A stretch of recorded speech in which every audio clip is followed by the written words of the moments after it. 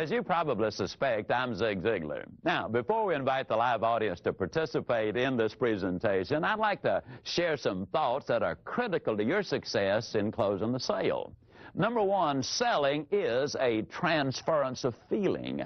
If I can make you feel about my product like I feel about my product, if there's any way on earth you are going to buy my product. Now, Willie Dorsey, the great spiritual singer, puts it this way: brother, if you're going to be convincing, then you've got to be convinced. In other words, you transfer that feeling to others that your product, goods, or services are good. Now, there's a myth that's an absolute fallacy, and that is that a good salesperson can sell anybody anything. That's a con artist. A good salesperson, a professional, one who wants to build a career instead of just making a sale, clearly understands that you've got to have a conviction that what you're selling is in the best interest of that person who's buying. That way you render a service. That's what selling really is all about. Second point I'd like to make is simply this: prospects don't change their mind. Now, I know what many of you are thinking, but in reality, they make a new decision based on the new information which you give them. That's the reason the professional salesperson has a storehouse of additional information, because when the prospect says no, they're really saying no based on what they K-N-O-W. Now, you let them know more, and good closing involves education, then they're going to be knowing more and consequently buying more. Number three, the kind of person you are is critically important.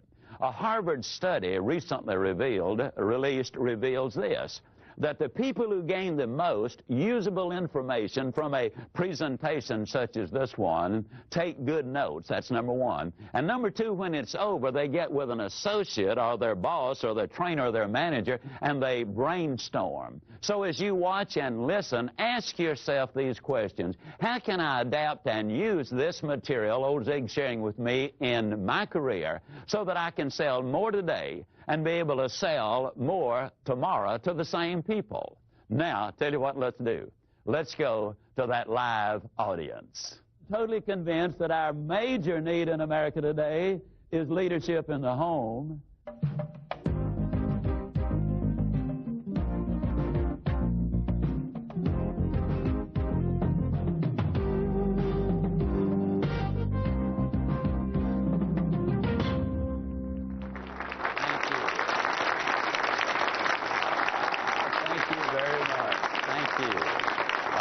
Goodness alive. All right. Okay.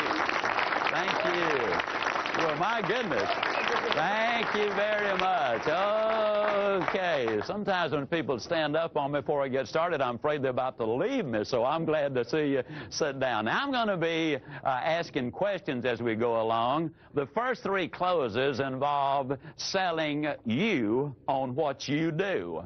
Now, selling, and so I call this one the persuasion close. As I ask you these questions, some of them are kind of simple, but please do me a favor and respond to them. How many of you sell a pretty good product? Can I see your hands, please? All right. How many of you sell a extraordinarily good product? Can I see your hand? How many of you, ladies and gentlemen, sell a product that serves or solves a problem? Can I see your hand? How many of you believe that when you sell a product that solves a problem, you deserve a profit? How many of you believe that to sell two products that solve two problems, you deserve two profits? Can I see your hand? Okay. In other words, you believe that when you render a service, you deserve to be paid for it. Is that what you're saying? And what you're saying is, the more people I help, the more problems I solve, the more profit I deserve. Isn't that really what you're saying there? Okay, now I don't want to put words in your mouth because that's not sanitary. But that really is what you're selling or saying, all right? Now, how many of you have been selling for as long as a year? Can I see your hand? All right. How many of you still got all of the money that you've earned in the last 12 months? Can I see your hands? Okay? Let me ask you a question. How many of you got clients or customers whom you sold a year ago, 2 years ago, 5 years ago, or 10 years ago that are still using and enjoying the benefits of what you sold to them all those years ago? Can I see your hand? Now, the next question is the critical one. How many of you believe that the customer was the biggest winner in the transaction? All right, then if that is the case, is the sales process something you do to somebody, or is it something you do for somebody? Now, when you understand that, you're in position to begin to close the sale. Now, let me tell you what I just did. I just did something that is extremely important in selling. You know, a lot of times we convince people that our product, goods, or services are the best, but we don't persuade them to take action. How do you persuade? Well, let's go back in history and look at a couple of gentlemen named Aristotle and Galileo. Aristotle was a brilliant man, but he came up with a very foolish concept. He believed that if you dropped two weights of different sizes but made out of the same material, that they would fall at different rates of speed. That's what they taught at the University of Pisa for years and years and years. And then a young whippersnapper named Galileo came along, and he said, that's crazy. The students and professors said, why, you're off your rocker. Why, Aristotle said, and he said, well, let's go to the top of the Leaning Tower of Pisa, and let's take a look and see. He took two different sized objects of the same material, he dropped them, and they obviously fell at exactly the same rate of speed. He had convinced them beyond any doubt that what he was saying was absolutely right. But he did not persuade them to take action. Now, what am I getting at? How do you persuade people? You don't persuade people by telling them. You persuade them by asking them. You see, had I started by saying that you as salespeople really render a service, you would say, yeah, but I do okay too. Hey, you do all right, and that's fine. That's part of the equation. That's the reason I went through that little routine about how many of you sell a pretty good product. That is so important. You see, that sales process is something you do for someone. It is not something you do to someone. So I'd like to tie that in selling you on you to another attitude close, because you're the most important part of this equation. For a couple of years, I fought in the ring. One of the things and incidentally, I had a pretty good record. As a matter of fact, the worst I ever finished was second. Now, the only reason I quit was because of my hands. The referee kept stepping on them. Well, anyhow, in athletics, what you do is you study the opponent's weakness and exploit it. That's true in football, basketball, boxing, tennis, whatever it is. You study their weakness and exploit it. In selling, you study their weakness, that is their need, and you strengthen it by selling them your goods or products or services. There is your difference right there. Now, what kind of person sells the most? What is involved philosophically in this? We've built our entire business on the concept that you can have everything in life you want if you will just help enough other people get what they want. You solve their problems, my friends, you're going to do all right. Now, please understand that's a philosophy and not a tactic. Where does character and integrity enter the picture? The Forum Corporation out of Boston, Massachusetts, did an exhaustive study on 341 salespeople. 173 of them were super successful. 161 of them, 173 were super successful. 168 of them were moderately successful, and they determined what made the difference. Now, all factors were equal in the two groups as far as experience and education and product and territory and all those things. But there were two major differences and reasons for their success. The first one was trust. You see, the reality is without integrity, people won't listen. Without trust, they won't follow, meaning they will not buy. Now, the question is, who do they trust? Now, this is so simple, it's going to be frightening. They trust the good guys and the good girls. They trust those people of character and integrity. The second major difference they discovered was this.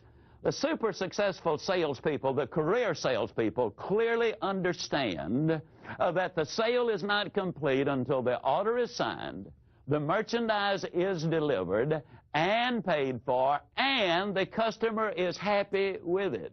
In order for those things to happen, you have to have a team of support people, and most professional salespeople do not have a team. So when they call the office, they're just as courteous to the switchboard operator as they are the chairman of the board.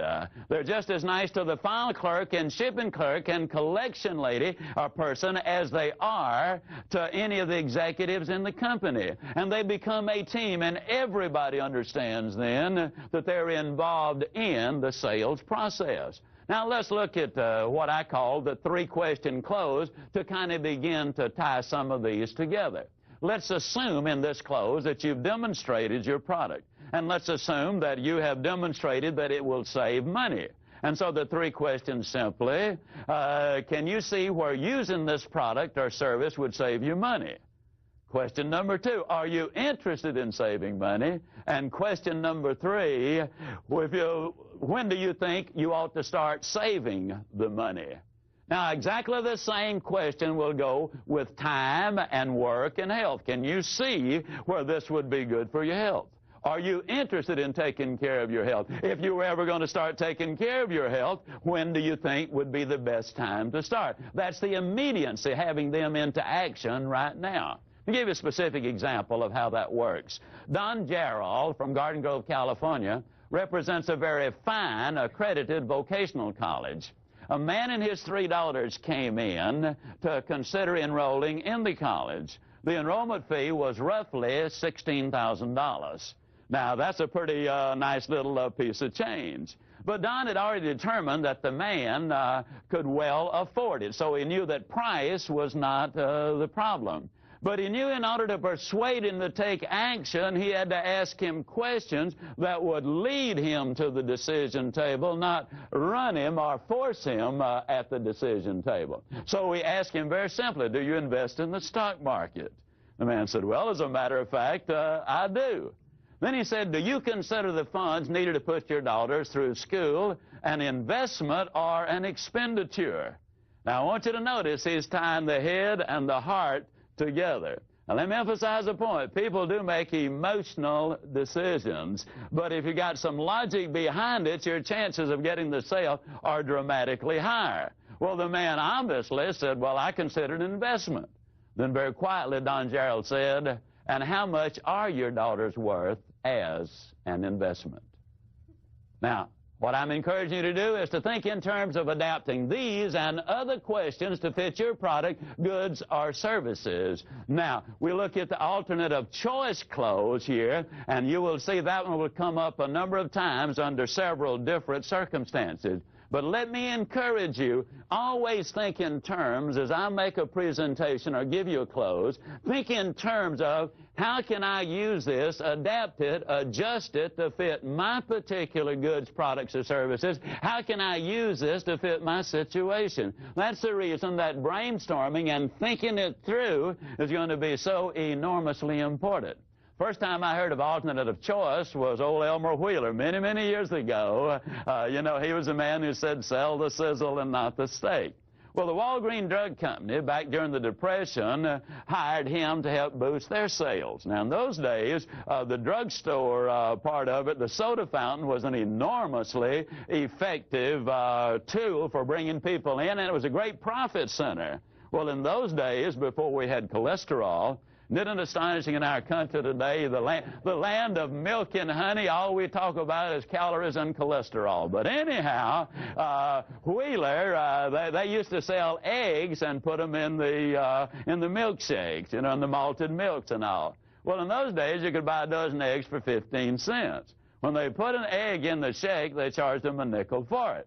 So instead of asking them if they wanted an egg in it, Wheeler taught them to pick up 2 eggs and simply when they ordered a milkshake or malted milk, say, did you want 1 egg or 2?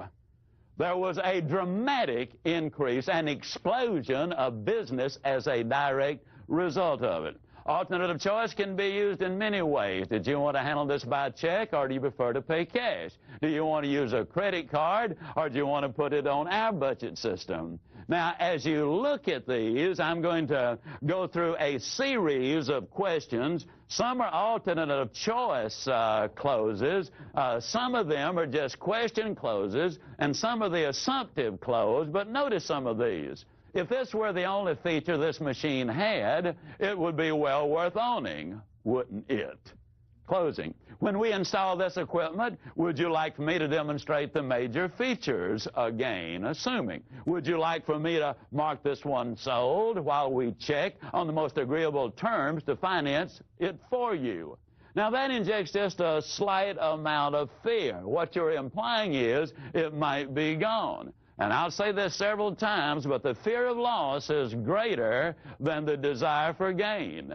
Don't take anything away from me. That's the reason in stores where they measure out food, we always teach them, put too small an amount on there first so you can add to it. Nobody wants to see things taken away from them. That's selling, all right? Another close. Do you need to consult with anyone else before you place the order? Is the purchase order issued from this department? Would you like to have your own bank finance this, or would you like for us to work out the financial arrangements? Since the item is in short supply, would you be willing to wait for 3 weeks for delivery? Would you want to make a large deposit so the monthly deposits are smaller, or would you prefer a minimum deposit and slightly larger monthly deposits? Would you prefer this in green, or does the red appeal to you most? Again, I challenge you, use your imagination. Think of your products and services, and in your quiet thinking time, think it through. And as you brainstorm, come up with other questions. Shall we ship it by motor freight or air express? Do you want this lot registered in your name or your wife's name? Do you prefer the lot on the golf course, or does the one on the lake appeal to you most? If you saw that it was to your advantage to own this product and the terms we work out are satisfactory, would you have any objection to going ahead today? Can you see the financial advantage to reducing the use of those powerful overhead lights which provide unneeded light in some areas in favor of using point-of-impact lighting during certain times of the day? Do you believe it's wise to invest in solidly constructing equipment which will give you long, trouble-free operation for the lifetime of the product? Now, those are questions that can be asked, but let me say it again. People do not change their mind. They do make new decisions. I asked that redhead of mine. Now, my wife is a decided redhead, meaning one day she just decided that she is going to be a redhead. By her preference, when I talk about her, I always call her the redhead. When I talk to her, it's Sugar Baby, and her name is Jean. I asked her to marry me, and she said no. I asked her the second time, no. Third time, no. Fourth time, no. Fifth time, no. Sixth time, she said yes. But she never changed her mind. What she did was make a new decision. Now, psychologically, you as salespeople need to understand that. When a person says no, and you just sit on them and say, oh, you know you like it, go ahead, you're just irritating them because they've already decided no, and they're not going to change their mind. Now, if you give them new information, which enables them to make a new decision, you see, a wise person changes his mind, and I think everyone knows that, but they change it for a reason, and we've got to give them those reasons. Now, let me give you a specific example as I ask you this, and let me get you to respond. How many of you would give me $100 for an item you absolutely knew was worth only $20? That's foolish, isn't it? All right? Now, understand the sale is made in the mind of the prospect. When they're saying no, in most cases what they're saying is based on what you've told me thus far, I'm not going to give you my big stack of money for the little value you offer me in the product. Now, you give me more value, and I'll separate myself from my money. And so every time you use a new clothes or new information, you build value and value and value and value. And only when the value gets above the price do you have a legitimate prospect. That's where you start closing the sale. Now, let's look at some closes that deal with specifically how to overcome the price objection by using your voice inflection. Now, as a matter of curiosity, how many of you ever get a price objection? Can I see your hands, please? All right. Now, let me say this. When you use the right words and you're selling the right product, and use the right inflection in your voice, then you've got an infinitely better chance of making the sale. Let me say that those voice inflections can completely change the meaning and intent of words. For example, how many of you realize that in the Bible it clearly says that man was born cursing? Did you know that? If you don't believe it, look it up. It's Job 3:1, and it clearly says, and Job cursed the day he was born. Now, the only thing is that little comma is not in there. When you took the comma and put it in, that completely changed the meaning. For example, let's take something like, I did not say he stole her money.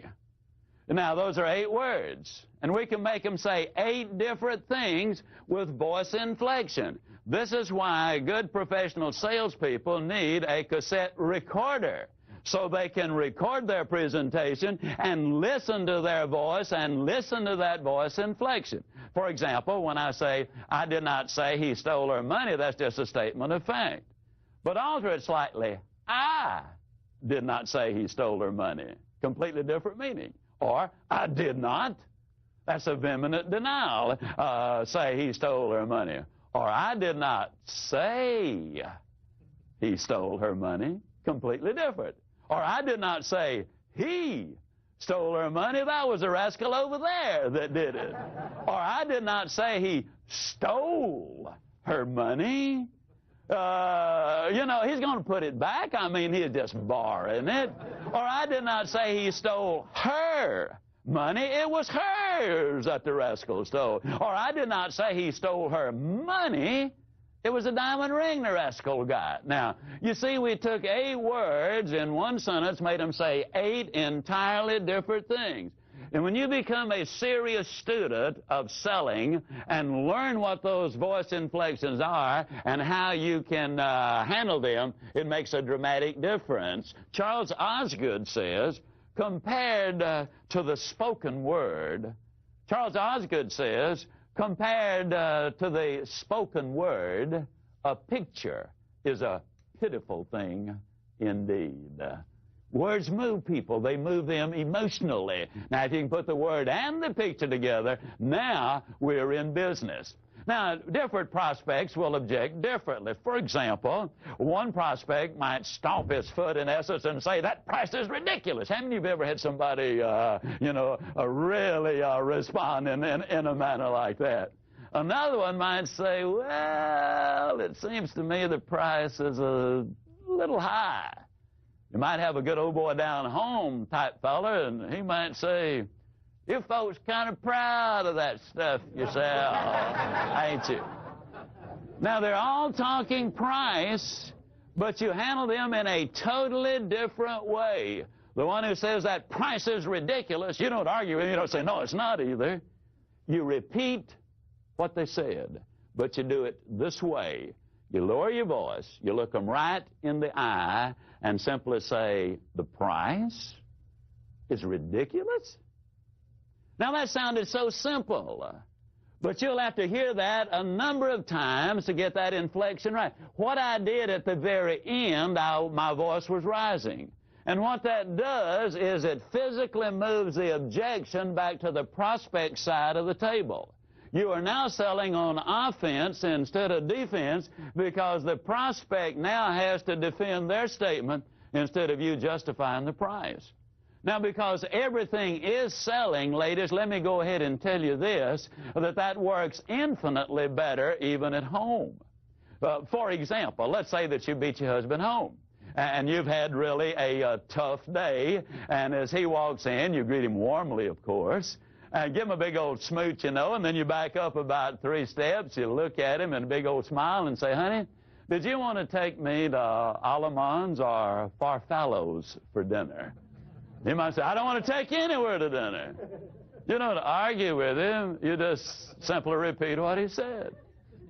You don't want to take me to dinner, hon? It almost ain't fair. It really is not. Now, let's say that it's grass cutting time, and so you say to your 14-year-old, okay, son, it's time to cut the grass. I don't want to cut the grass. You don't argue with him. You repeat what he said. You lower your voice. You look him right in the eye and say, you don't want to cut the grass, son?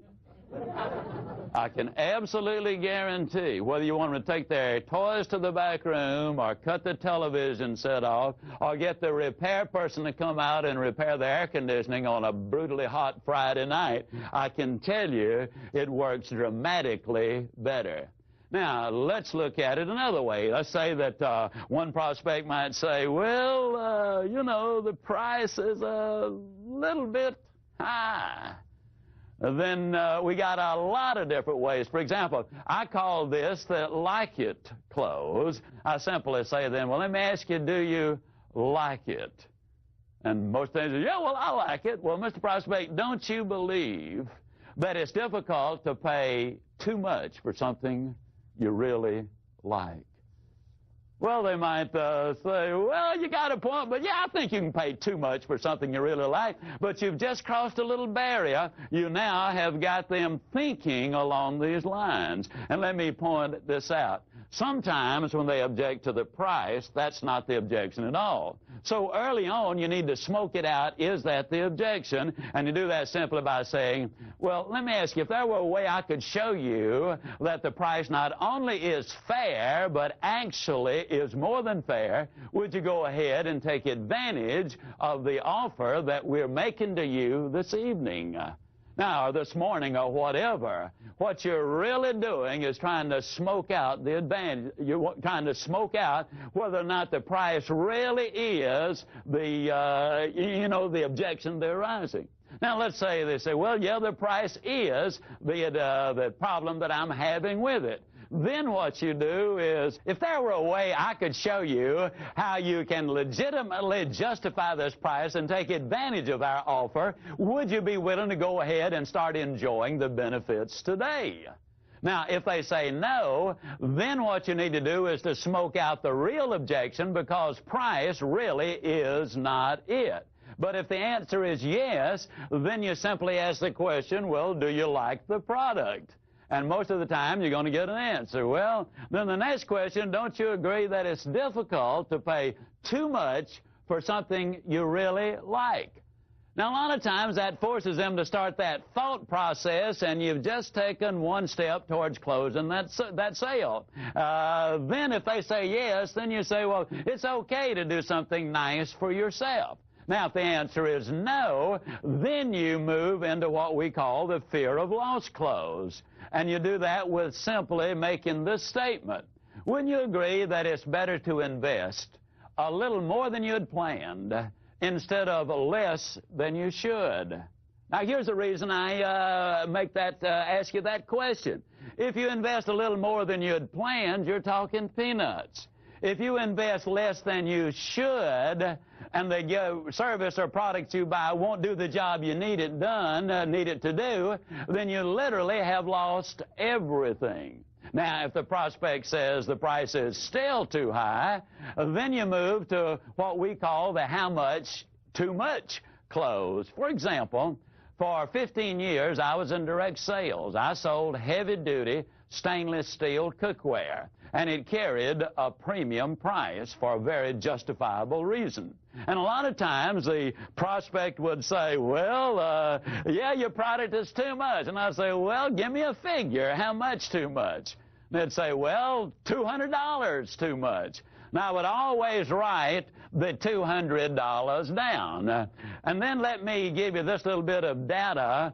I had a policeman take his .45 and shoot my little 8-inch frying pan from a distance of 12 feet, and had a documented statement, notarized, saying that he had done that, and you could just barely see the dent in that little pan.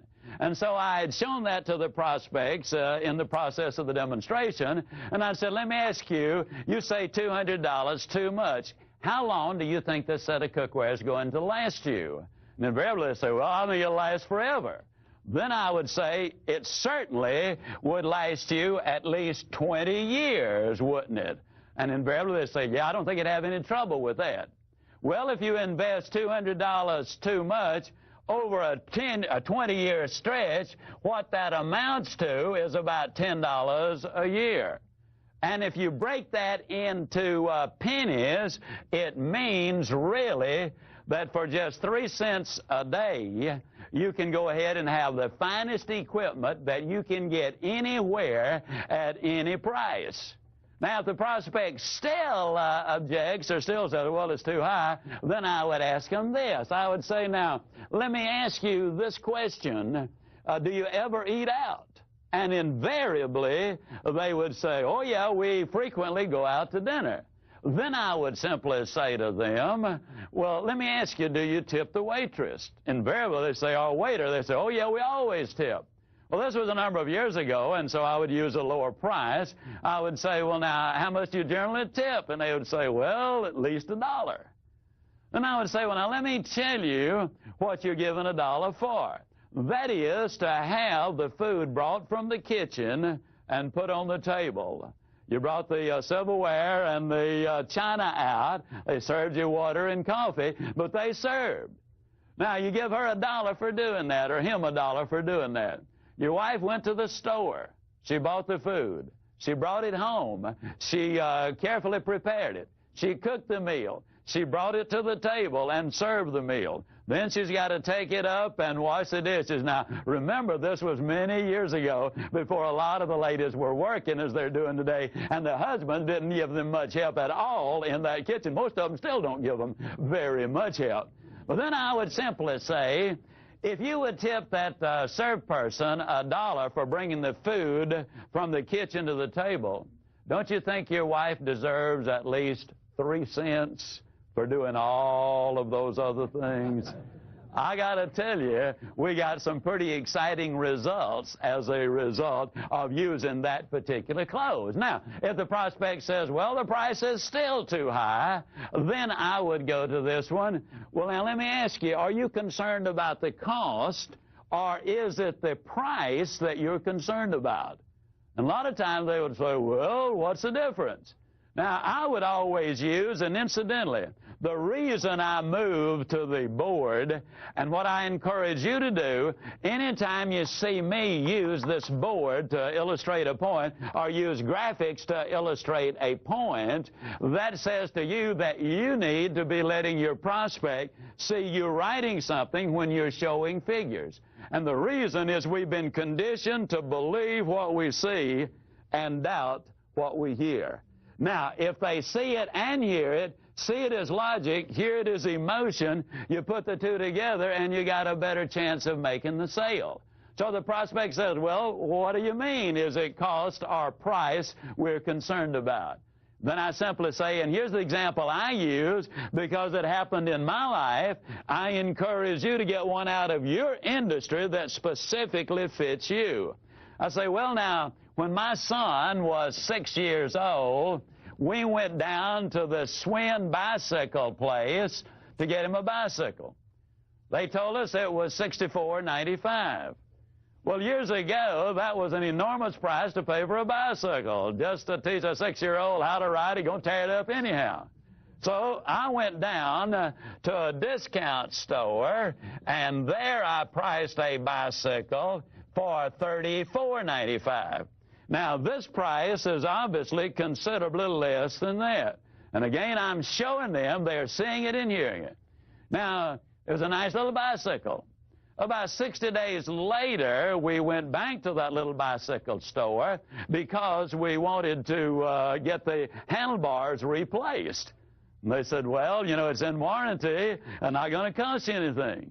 Well, 30 days later, we had to go back and get more new handlebars, no longer a warranty, and so now the price is $4.50 higher, and at this point, we have got, let me see, $39.45 invested in that bicycle. Well, about 3 months later, the entire sprocket apparatus, the brakes and all of that, came completely kazip. We went back to the little bicycle store, and this time it came to roughly $15, and now we've got $54.45 invested in that bicycle. Well, about a month later, the bearings in the front wheel went kazip. We went back down to the little bicycle store, and they said it'd be about $5. I'd forgotten. I threw in the towel at that point, and I said, no way. Then we went and bought the Swin bicycle for $64.95. My 6-year-old son rode that bicycle. He raised the handlebars, took the fenders off, and made a dirt bike after about 5 years out of it. He rode that bicycle regularly for the next 5 years, and periodically he rode it for 10 years. The only other expense we had, literally, were 2 tires for that bicycle. Now, let's look at what I've just said. The price of this one was considerably more than the cheaper bicycle.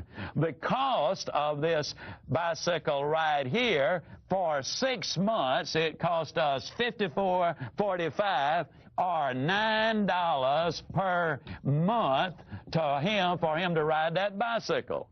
In 10 years, this bicycle cost $64.95, or the cost was $6.50 per year. Now, Mr. Prospect, let me ask you again.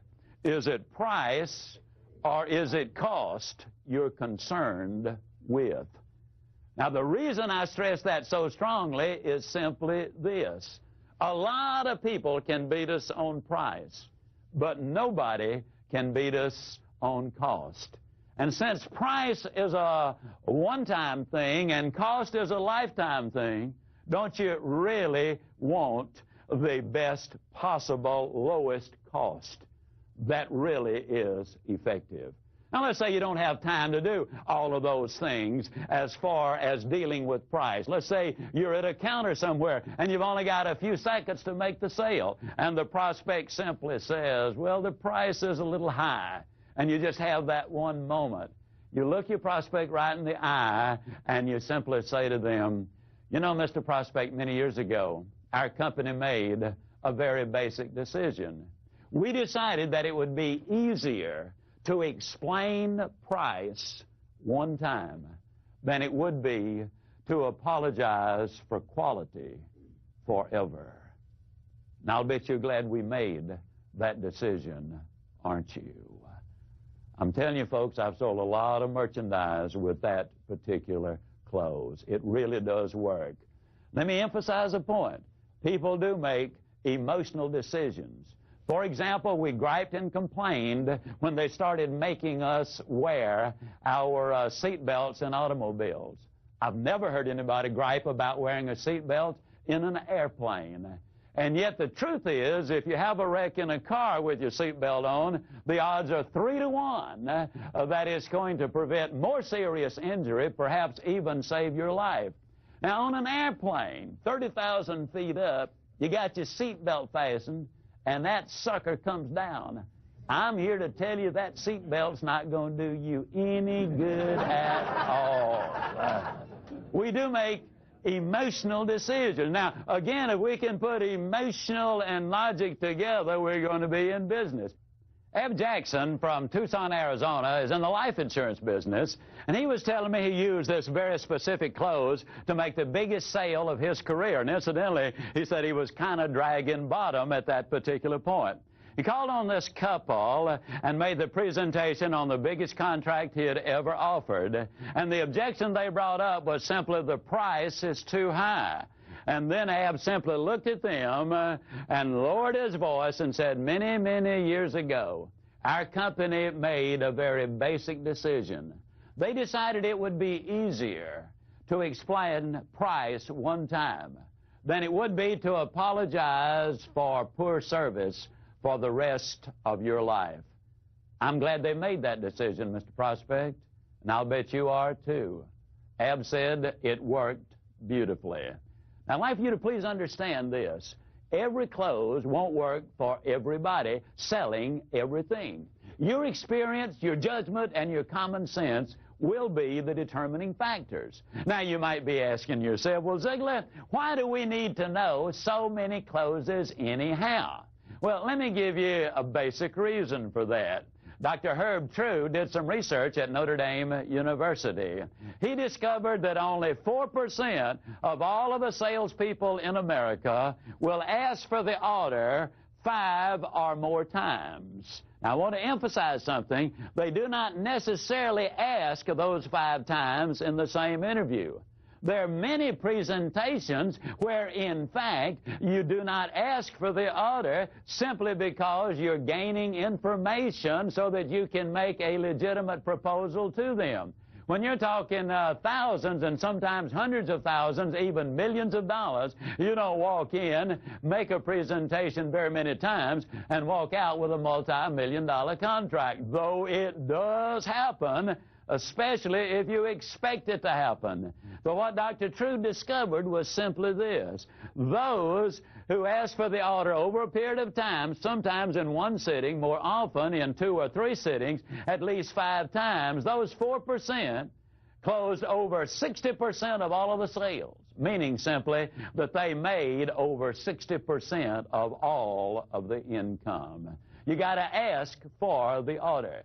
When I first got started in selling, one of the first things I was told was you close early, you close often, and you close late. How many of you have ever been told that, especially when you first got started in selling? Yeah. Well, the question comes up, how early is early? Let me emphasize this as strongly as I can emphasize it. You never ask for the order until you have given them some legitimate, logical reason for giving you a yes answer. If you've not given them value before you ask for the order, you come across as a high-pressure type salesperson. I want to get this over and move on to the next prospect.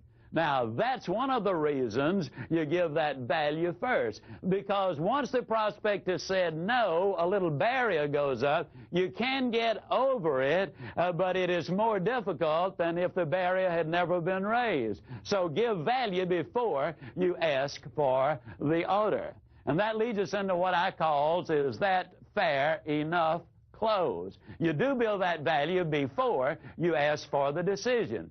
But let me simply say this. It's okay, it's even wise to let the prospect know in advance, maybe, that you're going to ask for the order.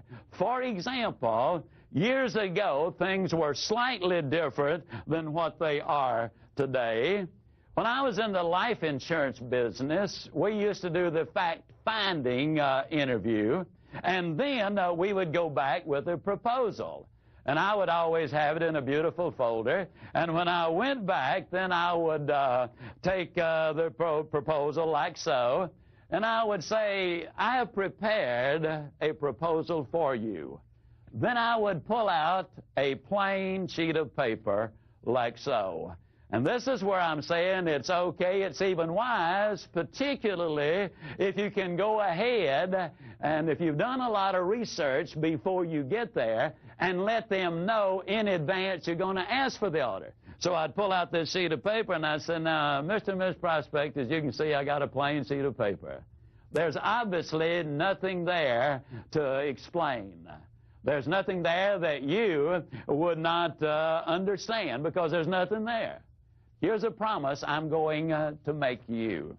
I'm going to promise you that when I finish this proposal to you, that it's going to be just as clear, just as plain as that blank sheet of paper is at this moment.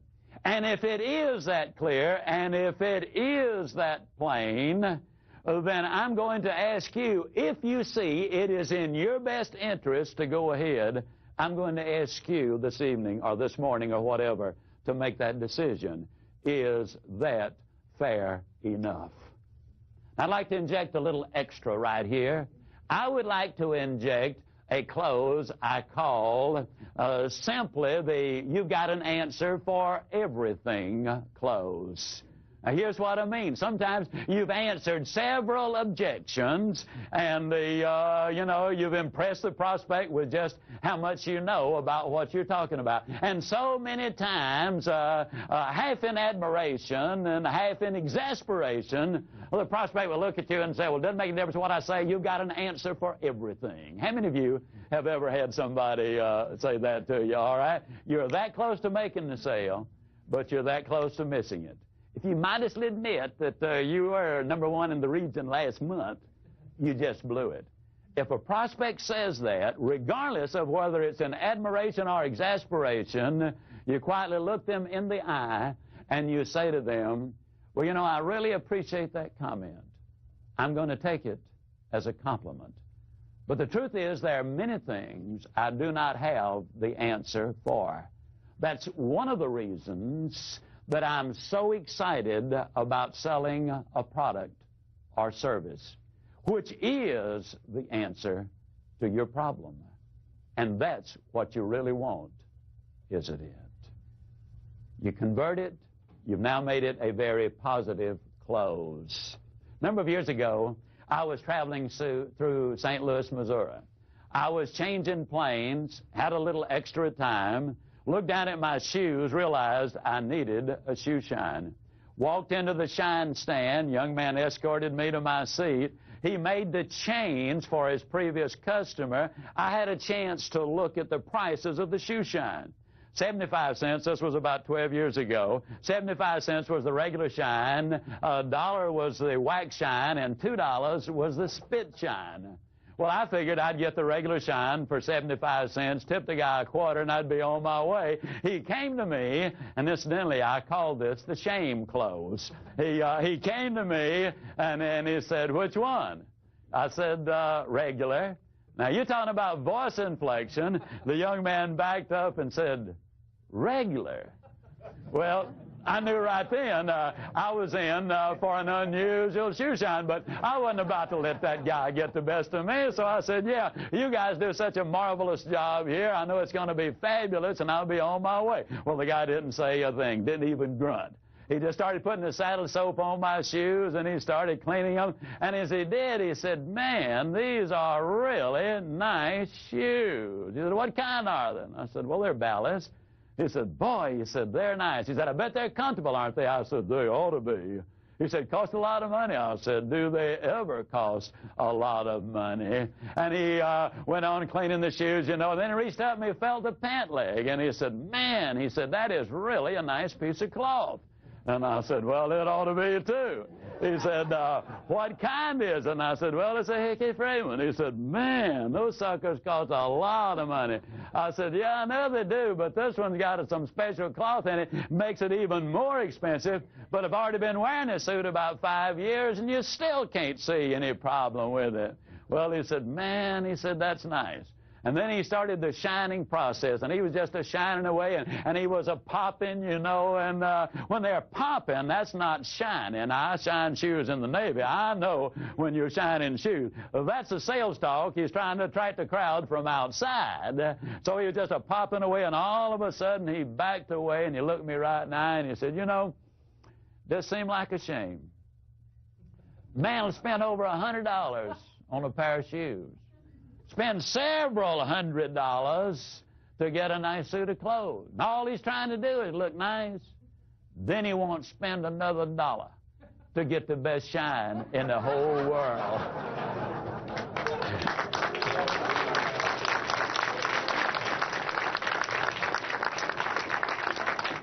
I said, spit on him, man. Spit on him.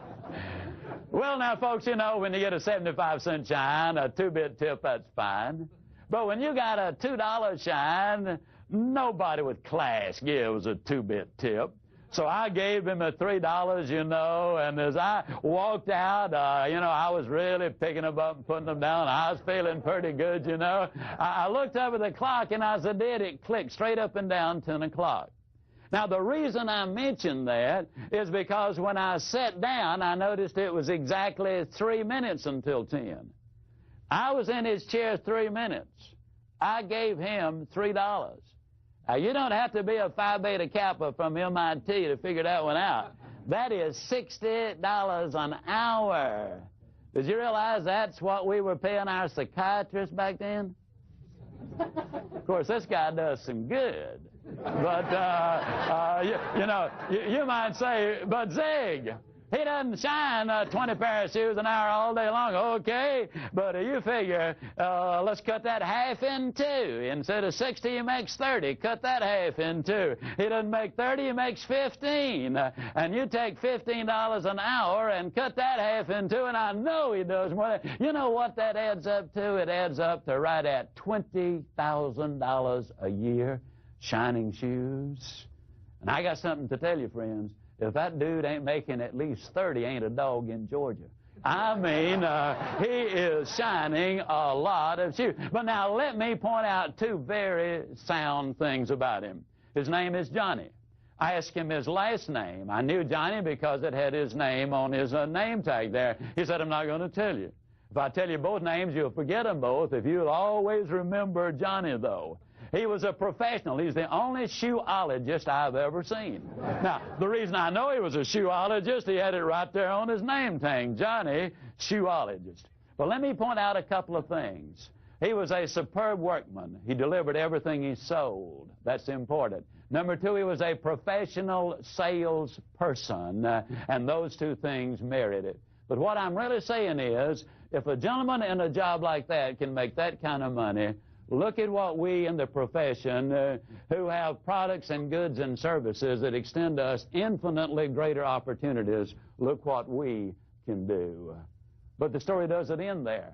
A few months later, I was back in the St. Louis airport. I walked in this time. There's no other shine guy around, no other customer. I'm the only one. Now, by then, they've changed their prices and structure just a little bit. It simply says, best shine, $2. I sat down and he said, what kind? Well, I didn't want to go through that routine again. So I said, just give me your best.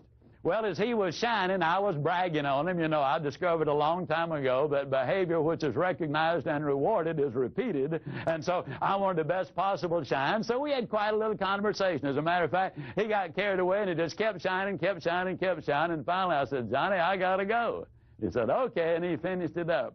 As I stepped down, he said, he said, I noticed you hung up an overnight bag when you sat down. I said, yeah. He said, you're spending the night in St. Louis? I said, yeah. He said, I was just wondering if you had another pair of shoes in your bag. And I said, well, as a matter of fact, I do. He said, you know, it'd really be a shame to have the best looking shine in St. Louis tonight and then just look like one of the gang tomorrow. He said, won't take me but a moment. I call that the extra clothes. Now, a lot of times as salespeople, we overlook the fact that we have other goods and products and services. We skim the surface and leave more money on the table, more needs on the table that need to be met than we are actually reaching. Don't misunderstand. I'm not suggesting you try to sell everybody everything you've got every time you make that call on them. But they're buying, if you're selling products that you know they're buying from someone else, think of the time and effort you can save them if you can become more of a service person to them, selling them more of the things they're buying already anyhow. It is a service. You really can have everything in life you want if you will just help enough other people get what they want. Then I'd like to share with you what I call the marriage close. I was in the insurance business. One of the things that used to frustrate me, I'd spend a lot of time preparing a proposal and making the presentation. Get down to the close, and the prospect would say, well, Mr. Ziglar, I hate to tell you this, but my wife's second cousin's got a neighbor whose boyfriend's son, his dad, has a brother who is selling life insurance. And if we buy anything, we'll have to buy from them. Well, I knew it was just a stall. They weren't going to buy any life insurance from anybody. And so what I did then was simply this. I remembered a book I'd read by Frank Bettcher many years ago called How I Raised Myself from Failure to Success in Selling. This is the reason salespeople need to be students. They need to be learning all the time. It is a profession, and it's a profession that changes. And Frank Bettcher had a statement in his book, I would tell you this if you were my own brother. He also had another statement in there simply, this is what I would do if I were you. Now, what Frank Bettcher had done, he would make appointments before he ever made the call. For that prospect, he would say to the prospect, I can do something for you right now that no other insurance person in Philadelphia can do. And they would say, what's that? Well, I've made an appointment already for you to be examined tomorrow afternoon, promptly at 3 o'clock, by the only physician in Philadelphia who can give you agreement and approval right now that this amount of insurance is going to be placed in force. I stole a page from him, and I would say to the prospect, I can do something for you right now that no other insurance person in the world can do. Obviously, they'd say, what's that? I would say, I can marry you. The old boy would say, you would what?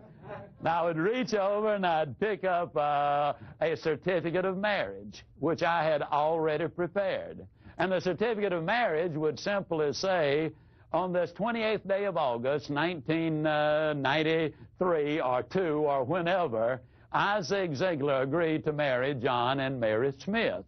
By this marriage, I agree to be available in time of need.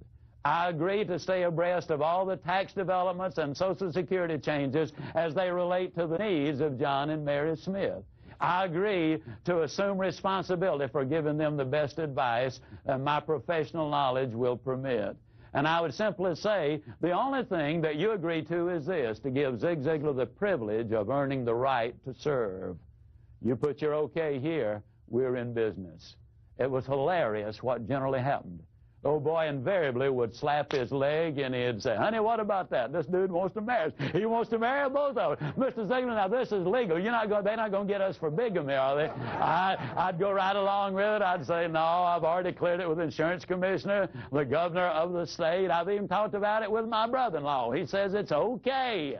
And invariably, with a big laugh and a huge flourish, he would sign the marriage certificate. I had beautifully typed his name in. It was on Corinthian script. It was beautiful parchment paper.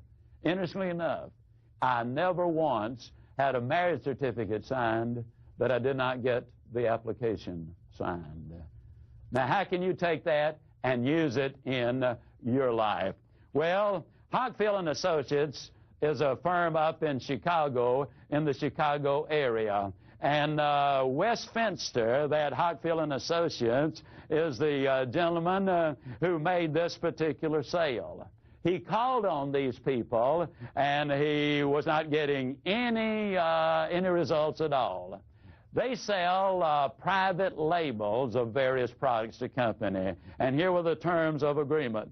When you buy a private label program from Hockfield & Associates and the Nice Pack Company, you also buy me. I am literally going to be married to the Shopco account. I will see that you receive the following: the finest products available for Shopco's valued customers, the best possible service, the fairest price, and he went right on down the list. And when we got to the bottom of it, he would simply say, and this is all you need to do to put this in force. First year, they sold over $500,000 worth of merchandise. They had been calling on them for years. I've had any number of clients to say, this works. See, the marriage indicates that you're not going to hit and run, that you're going to be a permanent person with them. It ties it together. The marriage close has worked and works well. There's no such thing as a little sale. But it is safe to say that we will miss 100% of all of the sales we don't ask for.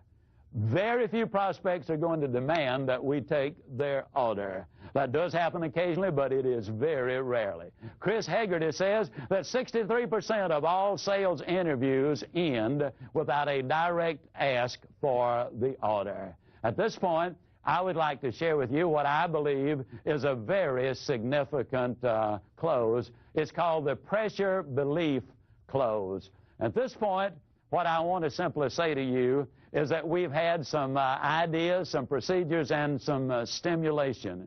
But when I talk about a pressure belief close, it happened in Australia. I was with my friend John Nevin. He was with World Book Encyclopedia. He told me of what happened to him when his career first got started as a World Book salesperson, and he went on to become the managing director. Called on a little German couple. They really were more like grandparents. They'd been in Australia a very brief time. Their English was not real good. The little lady was 51 years old. She had given birth to their one and only child when she was nearly 45 years old. A very little short lady. Had language difficulty. He called on them at roughly 9 o'clock in the evening. It was way past midnight when he left with the order. As he started to leave, she put her hand up on his shoulder. She had walked him through the front yard because they had a vicious dog, got him outside the gate. She reached up and put her hand on his shoulder. And I can't emulate that guttural German accent, but in essence it went like this. Thank you. Thank you, young man, for stay with us till we know what these books do for our boy. Thank you, thank you, thank you. Pressure belief is simply this. It's when you believe so fervently and so completely that that prospect is going to benefit the most by buying from you, that you are willing to kind of put your ego on the line.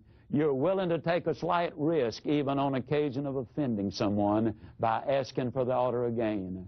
Now, let me stress something. You got to do it pleasantly. You got to do it politely. You got to do it professionally. You must, by all means, do it with that person's interest at heart. But if you really believe they're the winner, you will become so professional in what you do. You will learn so many closes that you will be able, basically, to go forward with the conviction that you are rendering them a service. Now, only experience, judgment, and common sense will dictate to you what is the proper time and what is the proper amount. You'll never get experience by listening to a trainer or watching one of the videos, which I do. You will get ideas. You will get techniques. You will get procedures. Now, if you really want to build a sales career and substantially improve your sales, it's time to go to work. I encourage you not only to read, but to study Secrets of Closing the Sale and my other book, Ziglar on Selling. Now, the reason I say that is this. You can learn a lot of closes and procedures and techniques, but unless you understand the philosophy and the psychology behind them, you will only be partially as effective. You will need to read the exact words many times. There are literally over 140 closes and over 800 questions in these two books that will help you to lead people to those decision tables. And then in order to get the voice inflections down, we have made audio cassettes of each of these videos, and while you're in your car, you need to be listening to them over and over and over. The SMEI International, Sales and Marketing Executives International, says the average professional salesperson spends 510 hours a year in the automobile. That means you literally can make it your sales university. You can learn procedures and techniques. You will really be able to make it a part of you so you can automatically and instinctively respond. You also are going to need to work very much with your manager, your associate, or your trainer. If you're one of these people who happens only to be working independently by yourself, I encourage you to get in front of the video, look it over, take those notes, and then start compiling your own ideas to go along with the specifics that we are presenting here. The reason I want you doing all of these things, when you see something, you'll remember it. When you hear it, you forget it. But if you see it and hear it and do it, you'll understand it. that means you will close more sales. So if you do that, I can close, as I always close, by saying, you do these things, and I'll see you. And yes, I really do mean you at the top. Thank you, and God bless you. Thank you.